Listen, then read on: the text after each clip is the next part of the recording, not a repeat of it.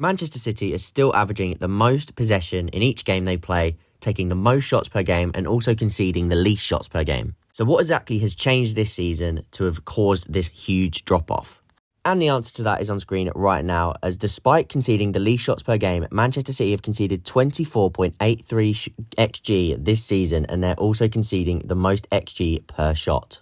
And a lot of this is down to the way they counter-press, usually with that 2-3 base, but the way their fullbacks invert, the fact that their midfielders push up, and the lines between the two sort of connections really is too far apart. And this was really exposed against Juventus, as seen on screen here in the midweek, where their counter-press got absolutely opened up within 2 passes. Now, I've had a look at the stats. Let's take a little look on the tactics board of how City sort of set up this season, and a few changes or a few sort of suggestions. I'm not saying they need to make 4 signings, but a few suggestions that could help. And yes, there's a spoiler here, because the one being mentioned and thrown around is Bruno Guimaraes, which we will get into. Firstly, let's talk about Rodri. The injury, of course, has been absolutely huge. He's massive for so many reasons. His passing ability in the middle of the park, his ability to dictate play, but also then when City do sustain pressure and players move up, whether it's Vardio into here and sort of, we'll get rid of this, these guys in the half spaces, and City can often sort of form that shape with the 3 at the back, Rodri sort of as the metronome in the middle, and then you have the likes of Gundogan, Silva, Grealish, whoever's playing, sort of dotting around and making these sort of connections in this sort of area as the attacking 5, right? But the point of this is with Rodri in here, he's very good at almost sort of just scanning these zones and making sure that he's there to sustain that pressure. He's not the fastest player in the world, but he's very, very intelligent and he knows exactly where to cover. City have struggled, even with Rodri in the side, in transition, but he can negate quite a lot of this just with his sort of intelligence in the middle of the pitch to cut off those passing lanes. However, with Rodri out of the side, say Gundogan is this deeper midfielder, and then you bring in, let's say, De Bruyne. I mean, De Bruyne would be playing anyway, but just for example, in this sense, what we've instead seen when the ball is turned over in these areas is almost this just lack of ability to counter press, especially when it is on this side of the pitch. Because I'll flash up an image on screen now. The other day against Juventus, it was absolutely appalling. Walker had a player in this sort of position out here, and he was just indecisive, didn't know whether to press or whether to sort of like back away. Gundogan was here, and he was more worried about the player behind him when he had support from someone like Diaz here than he was about the player cutting into this area here where they could really open up the pitch. Gundogan he didn't jump up as he should have done to press the ball, and he instead just dropped off cover, and then they opened up the middle of the pitch with such ease due to that sort of lack of intensity in the counter press from Gundogan and Walker. And I think that's a real issue for City. And I do think that, one, with Rodri out the side, you need to address it because it's getting worse. But even before Rodri got injured, I have always said that that is where you can pinpoint City. The thing is, they're so good at controlling the game that they sort of minimise those actions. But as we spoke about during the stats section, the XG that they're conceding this season, despite having the most control in the league, and despite actually not allowing, I think it's the least shots we said, in the whole Premier League per game. But those shots that they are conceding are huge chances because of their lack of intensity to win the ball back in those central areas when that ball is lost. So what can you do to fix that? Now, the first obvious reason is by replacing Rodri with a more counter-pressing sort of unit in this area. This is why Chelsea are so good with the likes of Casado. Even with Arsenal, you've got their entire net in midfield is just so good at counter-pressing. You've got Yuri Timber, Calafiori, you've got Declan Rice, you've got Thomas Partey, even Mikel Merino. They're so good at sort of converging on that ball together. And when Gundogan's in this position here, say it's like this, Gundogan and Silva, they're not bad converging backwards, but I just think that they lack the intensity to do it from the deeper position. And I think that's really where their counter press is getting sort of found out, is whether this player can counter press in multiple directions, but also those fullback or those wide centre backs having the ability and the confidence to step up, which Walker doesn't seem to be doing enough lately. And I think he's been a lot of the sort of the onus has been on him in terms of doing that. So if you see sort of when City set up in this sort of pressing shape, I think Vardio is somebody that, until you figure out the number 6 position, Vardio is one of your most important counter pressing pieces because of his athleticism. he's so technically good that he can sort of provide width on the left. He can drop into this number 10, which we've seen him do quite a lot. If, say, Silva drops in there and then Guardiola was sort of in here at times. But, with Silva being on the right, De Bruyne on the left, however you want to set it up. But the biggest thing, I think, until you sort this out, is Guardiola for me has to be playing, or at least coming inside, because you need his aggression from that left centre-back to, like I say, counter-press and converge on that area of the pitch, but also have the recovery pace to get back and defend that sort of channel. So they did that against Juventus, and he did play in here. But like I said, where they struggled was more so with the likes of Gundogan and even the likes of Walker. So I would then be taking Walker out, and I'd be putting Rico Lewis at right back. Again, converge in here and can be sort of a utility tool going into these areas in midfield or in the 10 or as a width holder. So that is how I would sort of set up there. Then, of course, you have the back three. You'd probably want it to be like this. So you'd probably want Vardiol, Diaz, Akanji, and then you can move Lewis forward. That means you have Akanji again to step in and be that aggressor.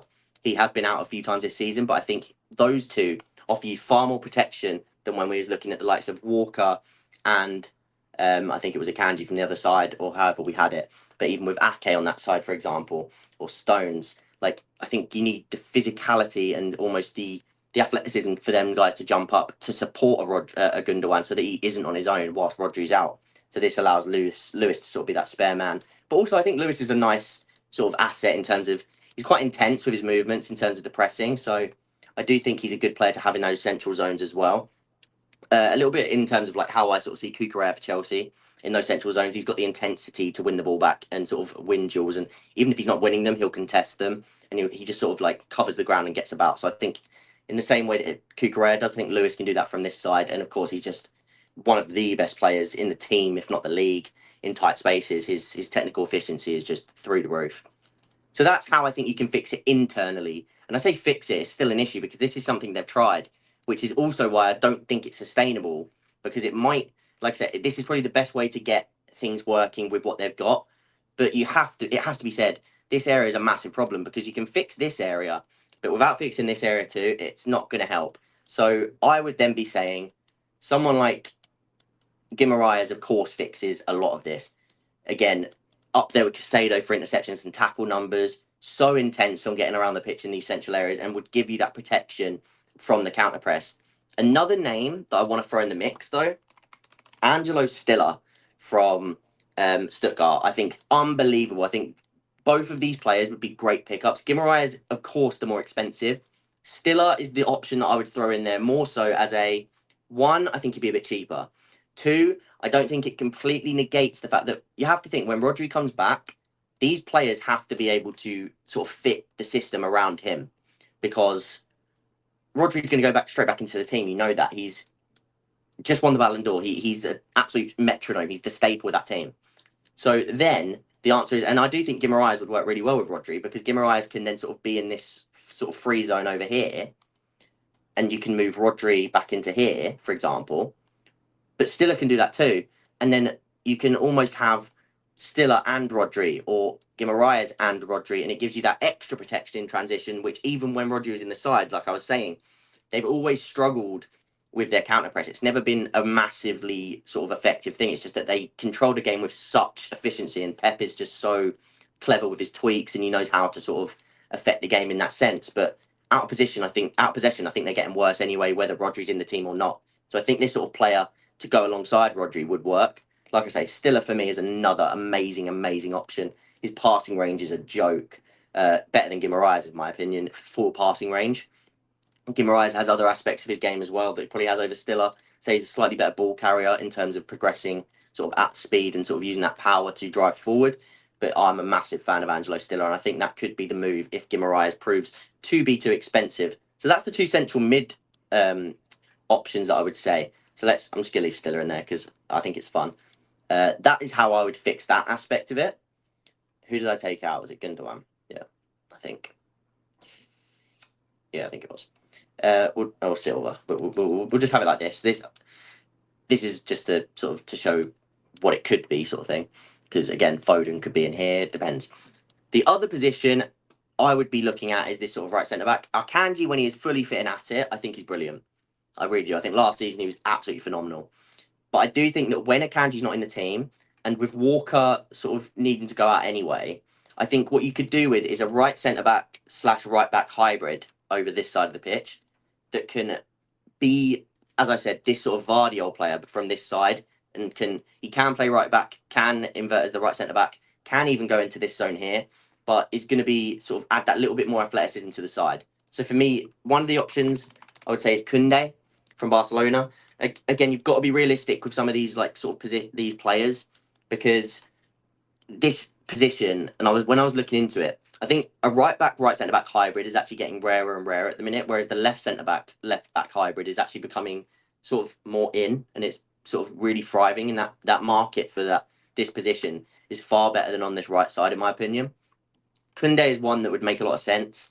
Like I say, can play as the right centre back, can play as the right back nominally, can receive the ball. He adds a little bit of athleticism. Yes, he's not the tallest, but he gets about and he is intense with his movements in the counter press, which I think would help the team. The other slightly strange one that I'm going to throw out there is Van Hecke from Brighton. And I think this is a strange one, but Pep's praised him in the past, and he's another one that I just think would be fairly easy to pick up. He's good enough, and I'd really rate Van Hecke. I think he really goes under the radar. He's so good on the ball, which fits the Guardiola's mould of play. He can play both as a right back, but more so as that right centre back, picking up the ball, really being efficient on it. And like I say, I think he might not be the fastest. He's not like, when I said athleticism, I know that's more like the Koundés, the Gvardiols. But what Van Hecke is he's aggressive and he's tenacious, and he steps into these zones. And if he does step in to win the ball, he's either going to take the ball or he's going to take the man. He's one of those sort of defenders where he might get beaten for pace every now and again, but he's not slow either. But he's aggressive. He wins his duels. He wins his aerial duels.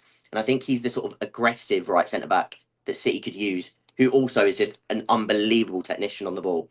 So I'm going to leave Van Hecke on screen, even though I think Koundé maybe fits a little bit better and he's sort of the bigger name and he can offer a little bit more. But and again, Guimaraes in the same breath. I think these two are probably the two that most people would go for. To keep it fun, I'm going to keep Stiller on the page and I'm going to keep Van Hecke on the page. If Man City went in with a team, let's say